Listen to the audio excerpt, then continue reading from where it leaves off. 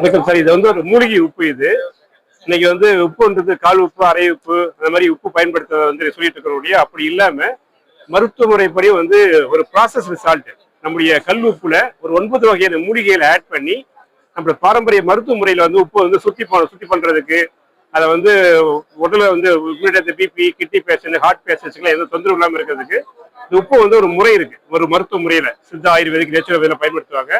அதன்படி ஒரு பெரிய ஆய்வு செஞ்சு உருவாக்கி இருக்கிறோம். இதுல பாத்தீங்கன்னா ஒரு 9 வகையான மூலிகைகள் இருக்கு.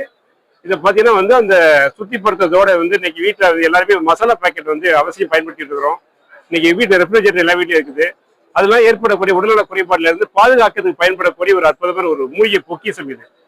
இது இயல்பா நம்ம கல் உப்பு, தூள் உப்பு பயன்படுத்துற மாதிரி எல்லா சமையலுக்குமே பயன்படுத்த முடியும்.